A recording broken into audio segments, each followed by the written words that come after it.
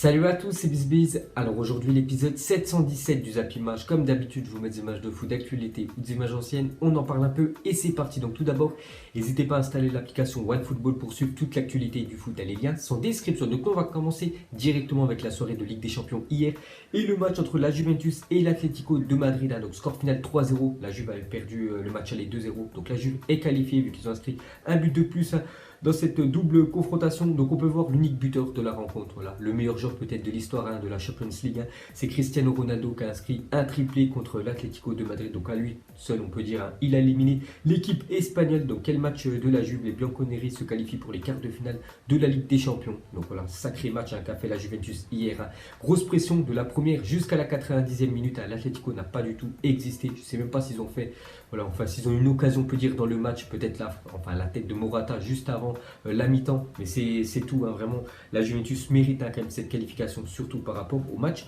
retour.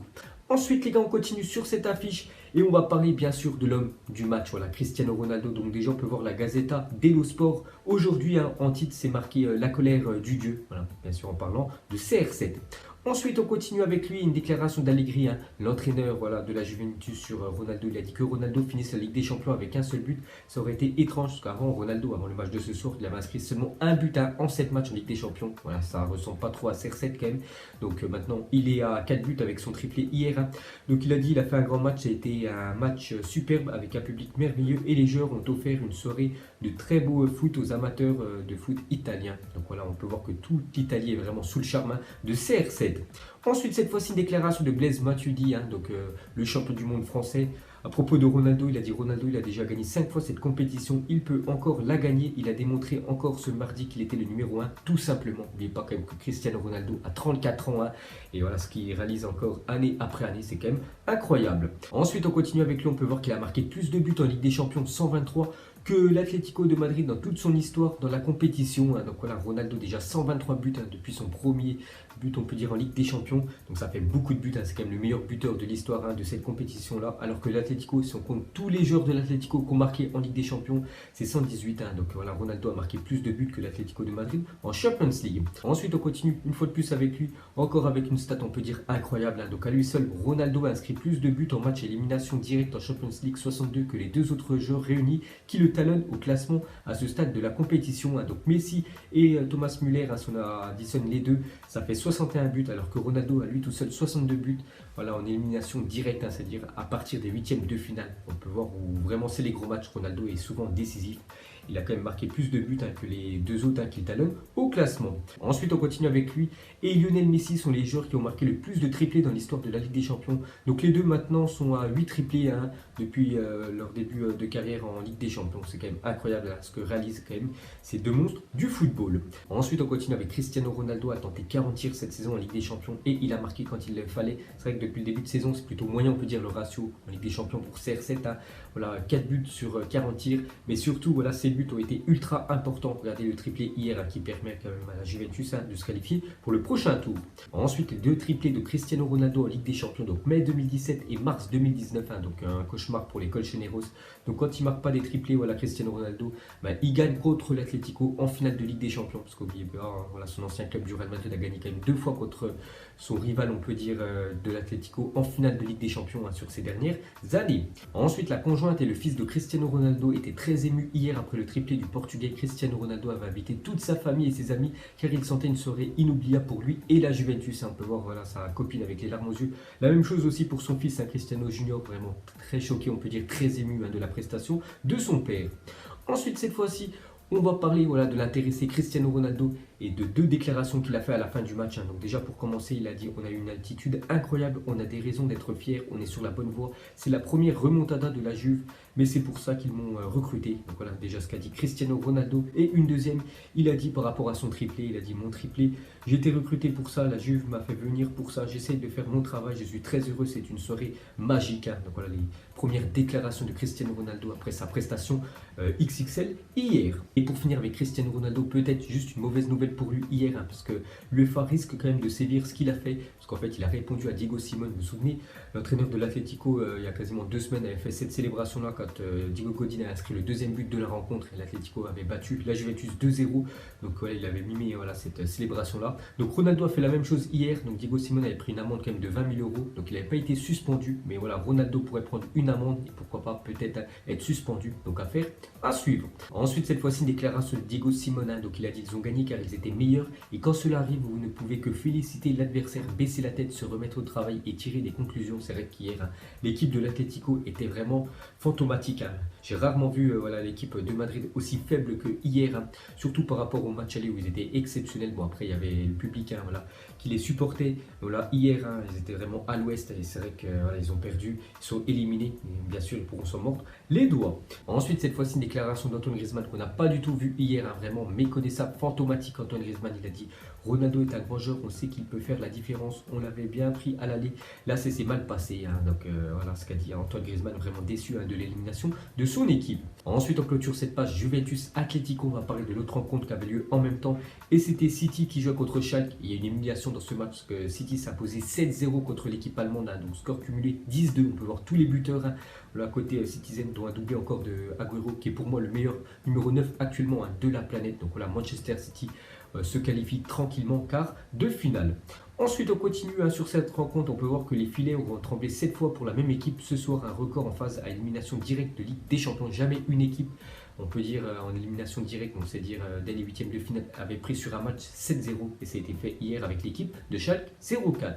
Et pour finir avec Manchester City, enfin la bonne année, parce que City c'est le même problème que le PSG. Ils ont mis beaucoup d'argent ces dernières années pour enfin remporter leur première Ligue des Champions. Et à chaque fois, ils échouent, parce que voilà, la Champions League, c'est vraiment un niveau tellement élevé que c'est très compliqué pour remporter ce trophée. Donc troisième qualification pour les quarts de finale depuis le rachat du club en 2008. Donc est-ce que c'est la bonne année ou pas pour City? Donc on verra quand ils joueront quand même un adversaire plus fort que Schalke 0-4. Ensuite, regardez le programme du jour. Donc Barça-Lyon et Bayern-Liverpool. Donc c'est les deux derniers matchs des huitièmes de finale de Ligue des Champions. Donc au match aller, il y a eu 2 fois 0-0 sur ces deux rencontres. Donc tout reste bien sûr jouable pour les 4 équipes. Donc on commence avec la une journal L'équipe par ici, la légende. On peut voir Nabil Fekir avec le Camp Nou juste derrière. Donc est-ce que Lyon va faire l'exploit d'éliminer le Barça? Donc c'est très compliqué, bien sûr dans le foot, tout est possible. Ensuite, on continue sur cette affiche. Donc, on peut voir la compo probable de Barça-Lyon ce soir. Donc, déjà, côté barcelonais, il pourrait manquer peut-être Ousmane Dembélé qui s'est blessé il y a quelques jours. Donc, normalement, j'ai bien dit, normalement, ça devrait être Coutinho, Suarez et Messi devant. Sinon, c'est quasiment l'équipe type à côté Barça. Et côté lyonnais, c'est quasiment aussi l'équipe type. Et bien sûr, le retour de Nabil Fekir qui avait loupé le match aller, vu qu'il était suspendu. Ensuite, une déclaration de Nabil Fekir avant Barça-Lyon. Il a dit c'est l'un des matchs les plus importants de ma carrière. Tout le monde est prêt, on est bien préparé, on a beaucoup de qualité, même si l'équipe est jeune. Le groupe vit très bien. Nous n'avons aucune pression. C'est vrai que l'Olympique Lyonnais a aucune pression ce soir. S'ils perdent, c'est la logique avec le Barça qui est favori. Donc ils n'ont rien à perdre, ils ont tout à gagner ce soir l'Olympique Lyonnais en se rendant du côté du Camp Nou. Et pour finir avec l'Olympique Lyonnais, on va parler du centre de formation de Lyon qui jouait en Youth League hier. Donc c'est la Ligue des Champions Junior. Donc ils sont qualifiés pour les quarts de finale après son succès de partout et ils ont gagné surtout au tir au but 6-5 contre l'Ajax Amsterdam. Donc en Youth League les gars, il n'y a qu'un match, c'est pas un match aller-retour. Donc voilà, Lyon continue son aventure en Youth League. Ensuite, il y a 7 ans, jour pour jour, Brandao qualifiait l'Olympique de Marseille pour les quarts de finale de la Ligue des Champions grâce à un fameux contrôle du dos inoubliable de Brandao. C'était à San Siro. Donc voilà, l'OM avait éliminé le grand Inter Milan, c'était il y a 7 ans, jour pour jour. Ils étaient qualifiés pour les quarts de finale. Après, je crois qu'ils avaient perdu contre le Bayern Munich. Ensuite, à parler d'Alexandre Lacazette, devrait finalement être apte à affronter Rennes jeudi après avoir vu sa suspension réduite à 2 matchs qu'il a déjà purgé contre 3 initialement, parce que lors du 16e de finale retour contre le Bate Borisov, Alexandre Lacazette a pris un carton rouge, donc 3 matchs de suspension. Donc il a déjà fait 2 matchs et normalement il ne devait pas jouer contre Rennes demain. Et on peut voir que sa peine a été réduite, donc normalement il pourrait jouer demain contre Rennes. Donc l'UEFA quand même on fait un petit coup de pouce, on peut dire, pour l'équipe d'Arsenal qui est mal barrée quand même pour ce 16e de finale vu qu'ils ont perdu au match aller. Donc c'est quand même un scandale pour l'équipe de Rennes. Ensuite, on va parler du Paris Saint-Germain hier qui se déplaçait du côté de Dijon. Donc victoire 4-0 du PSG une semaine après le fiasco de la Ligue des Champions. Donc Marquinhos, Mbappé, Di Maria, Choupo-Moting buteur. Donc ils ont maintenant 17 points d'avance sur Lille. Mais bon voilà, c'est quand même, on peut dire, une victoire amère pour le PSG parce qu'il y a une semaine ils sont fait éliminer de la Ligue des Champions. C'était l'objectif du club. Ensuite, selon Marca, le Bayern Munich est très intéressé par Hakim Ziyech et aurait transmis une offre de 35 millions d'euros à l'Ajax Amsterdam pour le milieu marocain. Moi, qui m'a vraiment choqué lors du match contre le Real Madrid, même la double confrontation. Donc on peut voir que le Bayern Munich, l'une des plus grosses équipes de la planète, s'intéresse à ce joueur. Ensuite, d'après AS, le courant ne passait pas entre Solari et Isco pour plusieurs raisons. En outre, le technicien espagnol reprochait au milieu un manque d'implication et son refus de se peser toutes les semaines alors que les autres joueurs obéissaient à cette règle. Donc Solari, on peut voir, en fait, il pesait tous les joueurs du Real Madrid. Et Isco, qui était très bon sous l'ère Zinedine Zidane, donc il va être certainement content du retour de Zizou. Donc avec Solari, ça passait pas du tout parce que lui, il voulait pas se peser. Peut-être qu'il a un problème de poids, Isco. Donc on peut voir le malaise qu'il y avait entre Isco et Solari. C'est pour ça qu'il était même plus dans le groupe ces dernières semaines.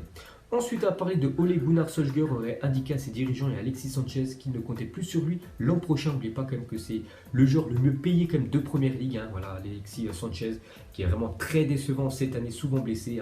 Et quand il n'est pas blessé, il est nul, il faut l'avouer. Donc il touche plus de 22 millions d'euros à l'année. Donc on peut voir qu'il pourrait déjà quitter Manchester dans quelques mois. Et pour finir ce zappimage, on va terminer bien évidemment avec le match ce soir entre le FC Barcelone et l'Olympique Lyonnais. Donc mettez-moi un petit pronostic en commentaire. Donc pour vous, est-ce que Lyon peut éliminer le Barça ou est-ce que le Barça va se qualifier tranquillement pour les quarts de finale? Donc vous mettrez tout ça en commentaire. Donc voilà les gars, la fin de zappimage 717. Donc si ça vous a plu, un petit like et je vous ferai l'épisode 718 demain. Donc moi je vous laisse et je vous dis à la prochaine comme d'habitude. Ciao à tous. Donc on l'a maquillé avec des mensonges. Et que son âme est moche, plus qu'à la maquiller avec des mensonges. Je sais pas ce qui se passe dans ma tête. Parfois, je voudrais sauver la terre. Parfois, je voudrais la voir brûler. Ça va pas trop, je roule un terre. Trop de haine pour 9 mètres carrés. Tristesse, faut pas.